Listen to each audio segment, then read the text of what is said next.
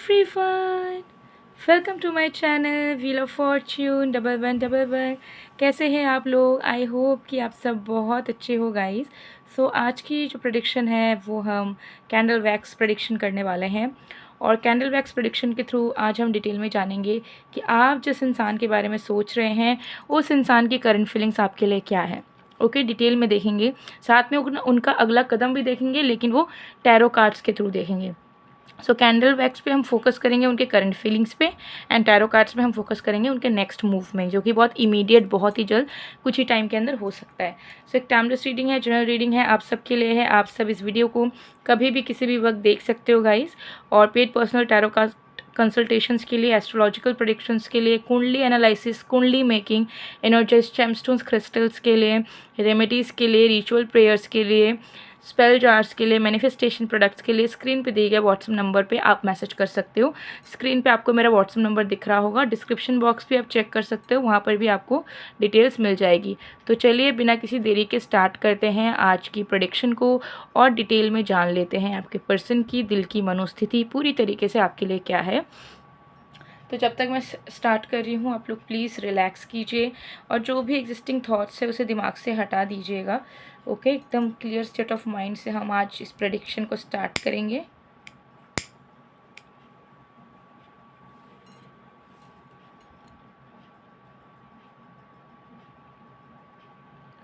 Okay, इस flame पे focus करें, और जिस भी इंसान की करंट फीलिंग्स आप अपने लिए जानना चाहते हो उनका नाम 3 बार आप लीजिए। इस फ्लेम पे फोकस करते हुए 3 बार उनका नाम लीजिए और फोकस करें।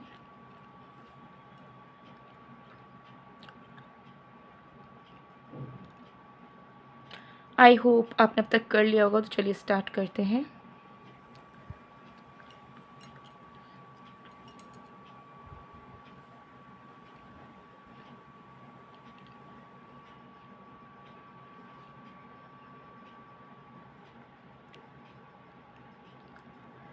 ओके, सबसे पहली चीज़ यहाँ दिख रही है आपके पर्सन की करंट एनर्जीज़ में, कि इंसान आपके बारे में कैजुअली बिल्कुल भी नहीं सोच रहे हैं, बल्कि जो भी थॉट्स, जो भी फीलिंग्स उनके दिल में, उनके दिमाग में आपके प्रति आ रही है, उसे वो सीरियस लेवल पे कंसीडर कर रहे हैं। ओके, अगर उनके दिल में आपके लिए प्यार जाग रहा है तो वो उस चीज़ को महसूस करना चाह रहे हैं। उनके दिल में जाग रहा है कि उन्हें आपकी तरफ आना है, तो उस चीज़ को सीरियसली ले रहे हैं।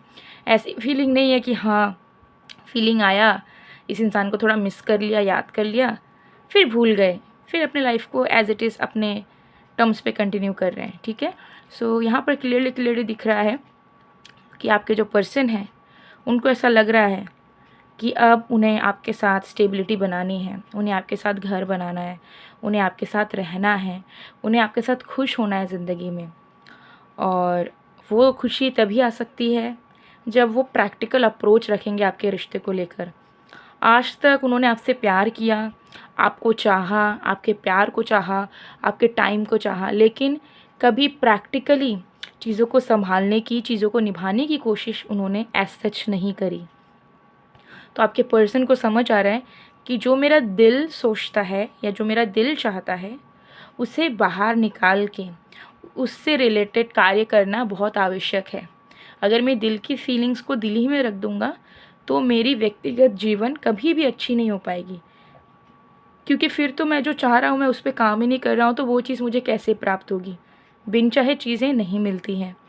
तो आपके पर्सन को समझ आ रहा है कि वो स्टेबिलिटी जो वो चाहते हैं, अब जो वो आपके साथ घर बसाना चाहते हैं, जो वो आपके लिए आपके पास वापस लौटना चाहते हैं, वो जो आपके साथ एक अच्छी फैमिली बिल्ड करने का प्लानिंग करना चाहते हैं, उसे वो तभी कर पाएंगे जब वो उसके लिए इनिशिएशन रखेंगे, जब वो खुद एटलीस्ट ट्राई करेंगे तो भगवान भी साथ देगा।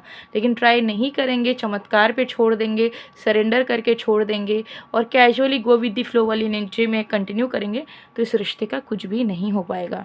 तो बहुत सारी बिखरी फीलिंग्स हैं, लेकिन उसके साथ साथ सीरियसनेस, कंसर्न एनर्जी भी बहुत है, और ये फीलिंग ही अभी हावी हो रही है आपके पर्सन के दिल में।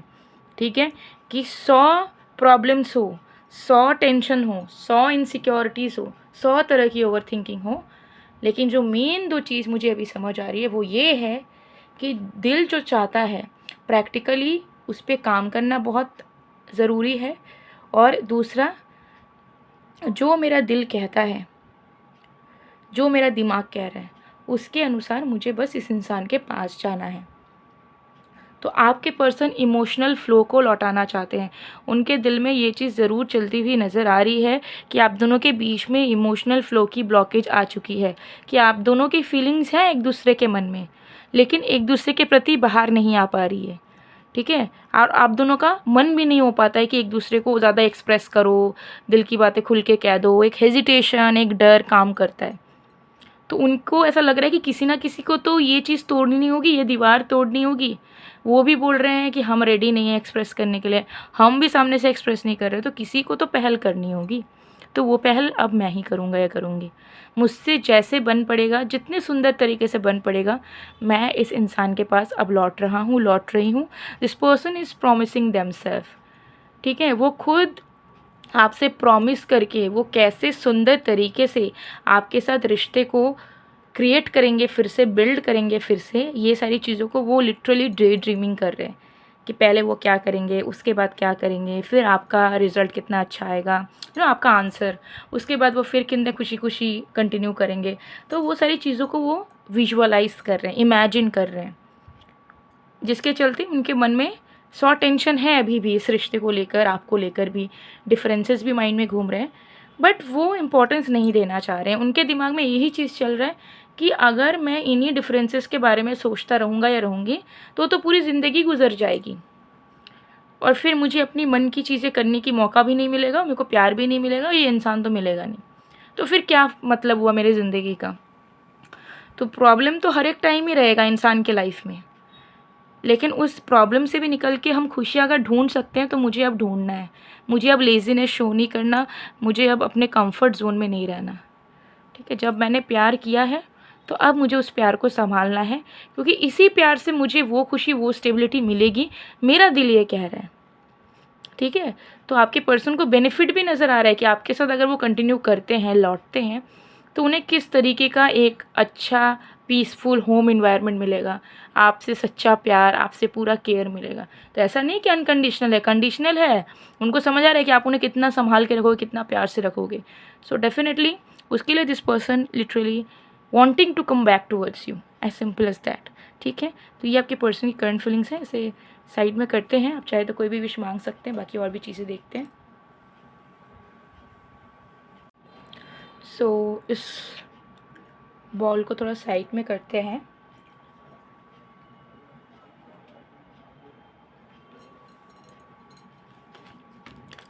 चलिए और भी कार्ड्स देखेंगे।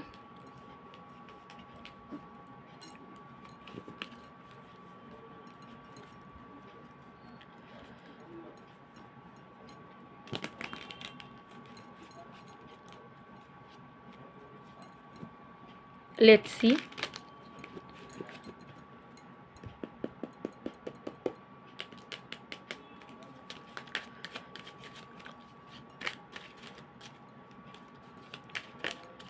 देख लेते हैं इमीडिएट नेक्स्ट मूव। ठीक है? देखिए मुझे यहाँ पर दिख रहा है कि आपके पर्सन बहुत सीरियस ले रहे हैं अपनी फीलिंग्स को इस वक्त। ऐसा नहीं है कि हाँ बस फील कर रहे हैं, उन्हें मज़े आ रहे हैं, मिस कर रहे हैं, इमोशनल हो रहे हैं और बस बात ख़त्म। They are literally want to perceive their feelings towards something really realistic, that is for sure.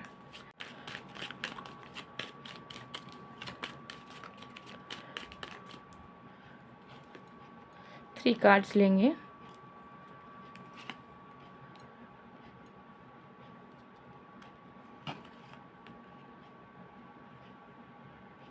Okay, we have the Magician, we have King of Pentacles, we have the Star। इसको थोड़ा मतलब कवर्ड रखते हैं। तो we have the Magician, King of Pentacles and the Star। ठीक है?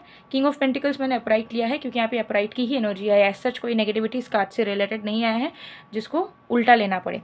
Okay? और इतने सारे कार्ड्स में हर एक इंटरप्रिटेशन होते हैं, तो नेसेसरी नहीं होता है कि आपको उल्टा लेना ही पड़े, बट जब इंट्यूशन कहे तो लेना ज़रूरी हो सकता है। सो आपके पर्सन की इमीडिएट नेक्स्ट मूव मुझे यहाँ पर दिख रही है कि ये इंसान बहुत पहले से ही आप दोनों के बीच में चीज़ें सॉल्व हो जाए चाह रहे हैं, ठीक है। यहाँ पे देखिए आया है मजिशियन कार्ड, ठीक है। ये आपके पर्सन की एनर्जी को कहीं ना कहीं पहले से ही शो कर रहा है।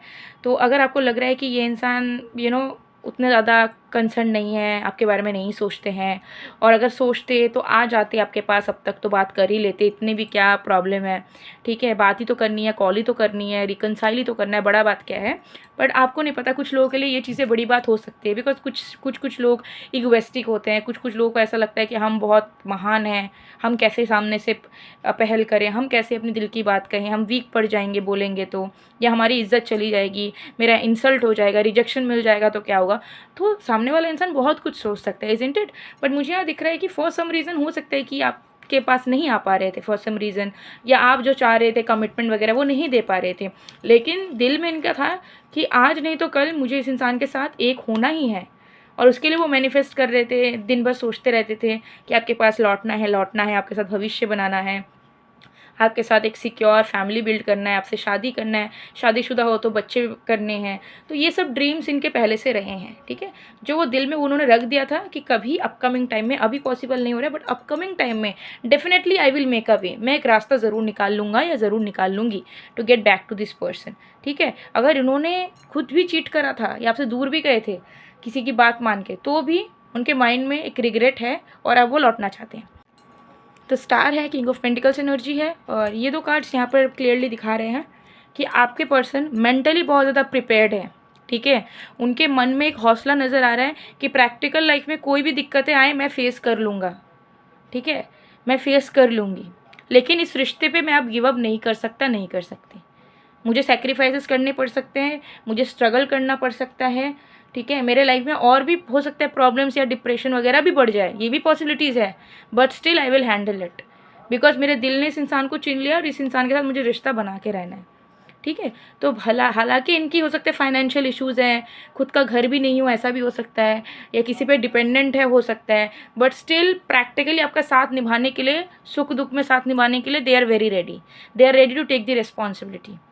बिकॉज उनके मन में है कि अगर दिल खुश है, दिल की इच्छाएं पूरी हो रही है, दिल सेटिस्फाइड है, पीसफुल है, इमोशनल नीड्स पूरी हो रही है, तो कहीं ना कहीं रास्ते खुल जाते हैं कि और जो एक्स्ट्रा प्रॉब्लम्स है उसका फिक्स करने का रास्ता खुल जाता है, लाइफ को स्टेबल बनाने का रास्ता खुल जाता है। हो सकता है पैसे ना हो आप कमा लोगे, हो सकता है घर ना हो आप खरीद लोगे, ठीक है, लेकिन इमोशनल नीड्स ऐसी चीज़ है जो खरीदी नहीं जा सकती, जो खुद से मांगी नहीं जा सकती, वो आपको ऑटोमेटिकली किसी से मिलती है।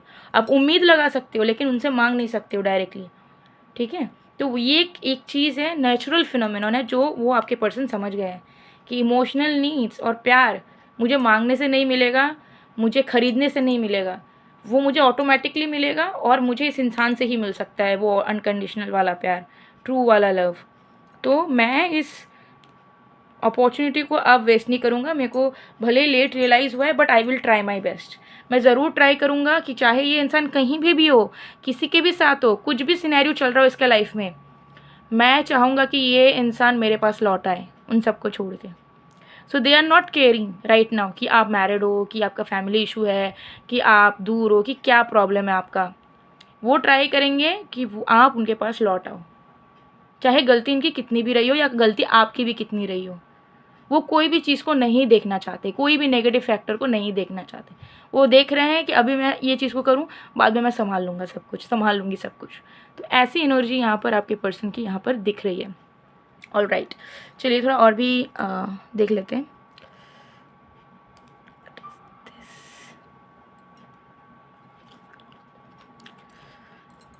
अच्छा, got a feather right now, ठीक है। अभी मुझे फेदर मिला एक, तो that's an angel blessing for you, ठीक है। कोई एक चीज़ जिसे आप एक्सपेक्ट नहीं कर रहे हो, बट कोई अच्छा चीज़ आपके रिलेशनशिप से ज़रूर पूरा होने वाला है, ठीक है। कोई गुड न्यूज़ आने वाला है relationship related, okay. Anyway let's सी।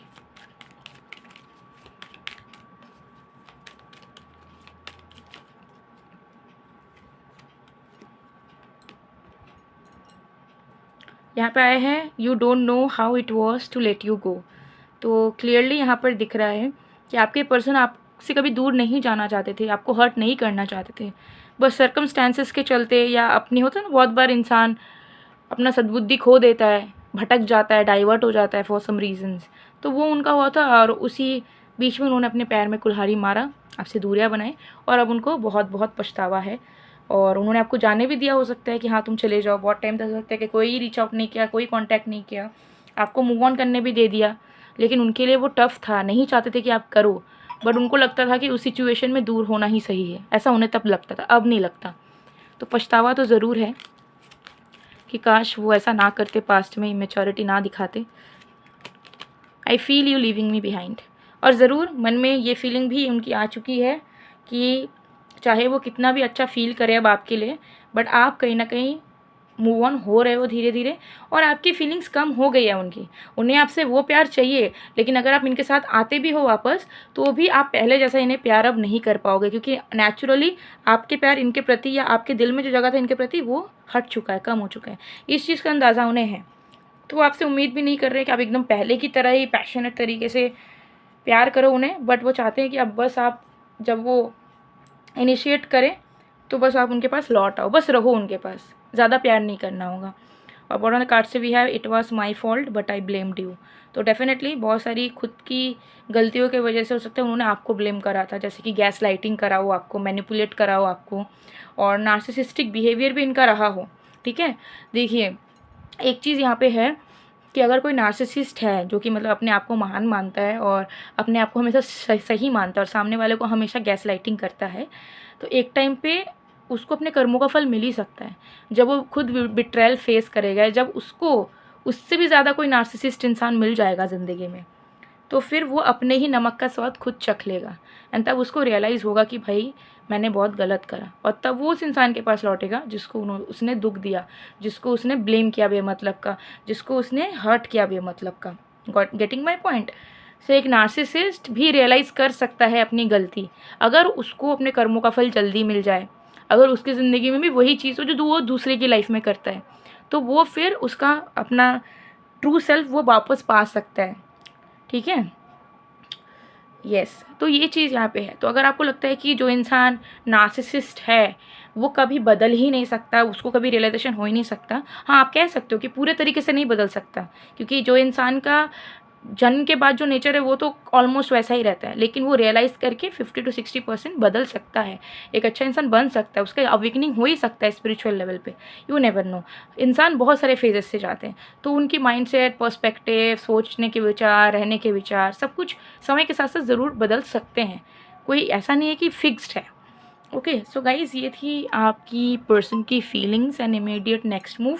और ये जो नेक्स्ट मूव यहाँ पर बोला है, ये कभी भी मुझे यहाँ पर ज़्यादा टाइम नहीं नज़र आ रहा है, बिकॉज वो ऑलरेडी सोच समझ चुके हैं बहुत सारी चीज़ें, और अब उनको मतलब भी नहीं है कि कौन रोक रहा है, क्या प्रॉब्लम है क्या नहीं।